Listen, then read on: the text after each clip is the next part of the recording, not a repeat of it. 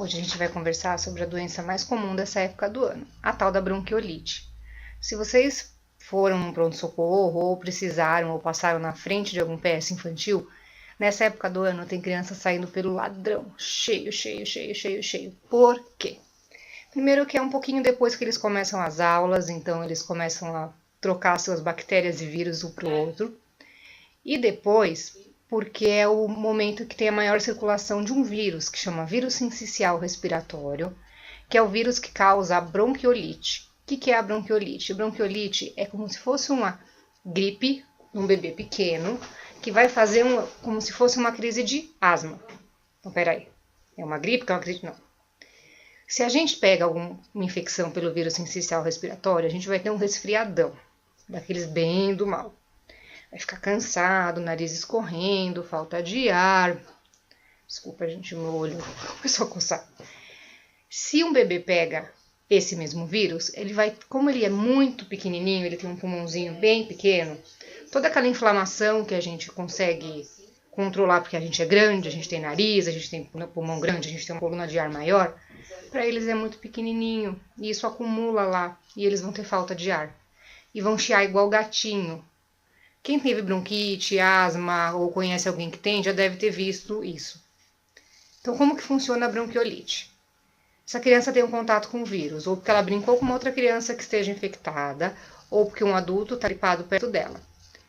Ela tendo contato, ela vai dar aquela resfriadinha. Vai ficar 2, 3 dias caidinho, nariz escorrendo, espirra, tosse. Passado esses 2, 3 dias, a mãe vai falar assim, ai doutora, eu fui no pronto-socorro 3 dias, eu falei com o pediatra por 3 dias. E ele falou que era só um resfriadinho, mas agora ele piorou. É exatamente assim que acontece. Por volta do 3º a 5 dias, quinto dia, a criança vai dar uma piorada. E é nesse momento que ela pode começar a chiar. Como que é começar a chiar? Você vai olhar o bebê, ele vai estar com isso aqui, entrando assim, e vai fazer aquele barulhinho de gatinho, assim, Você pode ver as costelinhas dele entrando e ele respirando um pouquinho mais rápido. Tudo isso quer dizer pra gente que o pulmãozinho dele tá tão cheio de coisa inflamatória, tá tentando matar esse vírus, que ele tá com dificuldade para respirar. Nesse momento precisa procurar um médico. Ou o pediatra que você acompanha, ou procurar um pronto-socorro. E lá o que eles vão fazer? Basicamente dar oxigênio, para essa criança receber mais ar, hidratar, e a gente pode fazer inalação ou bombinha, dependendo do caso, da idade da criança.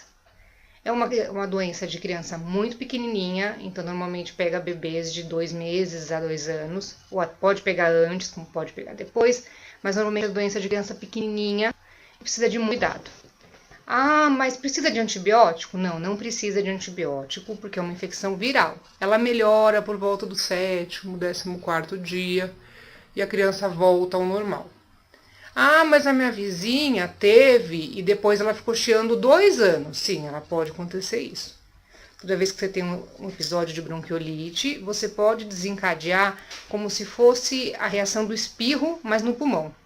Então, toda vez que a criança tem contato com algum alérgeno, uma coisa que vai causar alergia nela, ela pode chiar o peitinho e precisar de inalação, de bombinha, de tudo de novo. Então, assim, resumindo, mamães, bebê começou a ficar cansadinho, depois de 2, 3 dias gripado, liga para o médico ou procura o pronto-socorro, provavelmente é bronquiolite, é uma doença benigna, normalmente tem uma vez só na vida, com uma evolução tranquila, se tratada adequadamente.